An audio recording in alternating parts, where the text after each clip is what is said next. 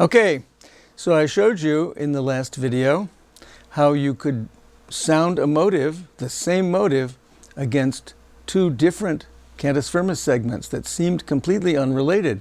One, if you remember, went up a skip and then a step, and the other one went up a step and then down a step.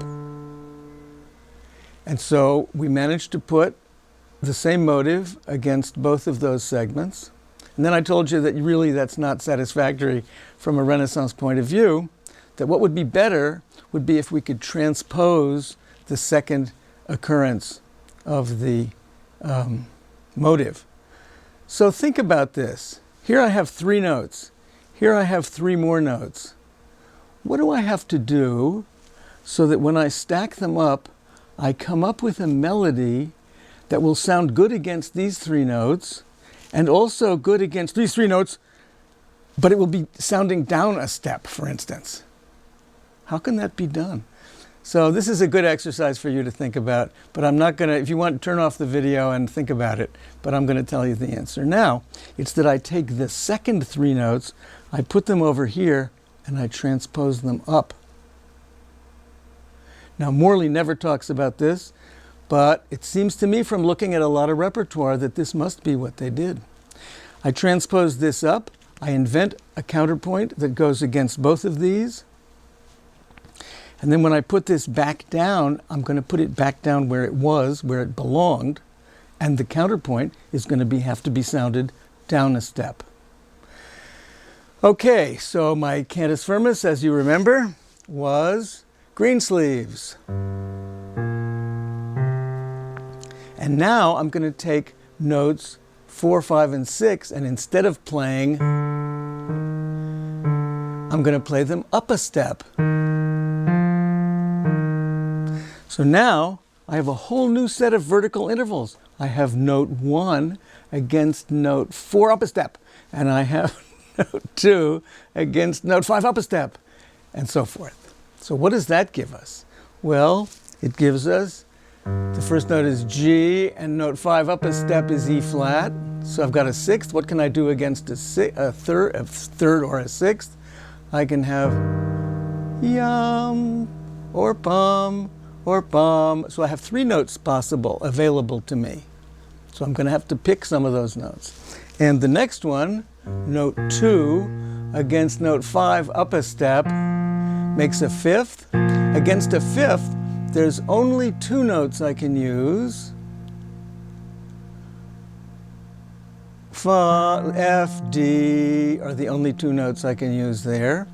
And notes 3 against 6 up a step, I can have the same thing. I can have 3 notes. Dum, bum, bum. I can have G, E flat, C.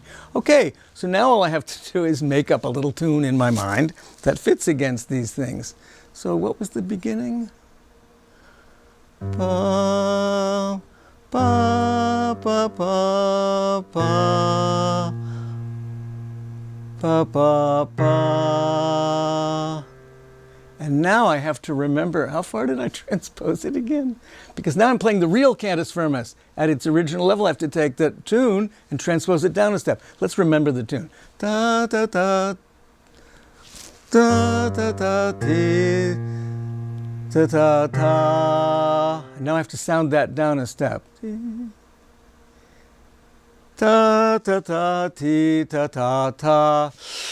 That's not so good. I'm not going to use that, because of that starting on the A above the D. That's not going to be good. T, T, ta, ta, T, ta, ta, ta, ta, ta, da, ta, ta. That's not going to be good. So instead, I'm going to go da, da, ta, ta, ta, ta, ta. Ooh, there's a cool thing you can do. When you have a 5th, you can make a suspension if the note that's in the previous beat can be tied over from a consonance to a dissonance. This is so great. Watch. Ta, ta, ta, ta, da, dee. Is that good or what? Dee, ta, ta, dee, da, da. Now I have to do the motive a step lower. Ta ta ta te da dee. How good was that? Seriously. Want to hear it again? Ta ta ta dee da dee. Ta ta ta da da dee. So you see, this only took a few minutes, and I'm really not particularly good at it. Imagine a 10-year-old boy who didn't play video games, who did this instead all the time, what they could keep in their heads. It's easy to imagine how these people became incredibly skilled and prolific composers because they had all this ability to remember and manipulate chunks of stuff in their heads. Thank you.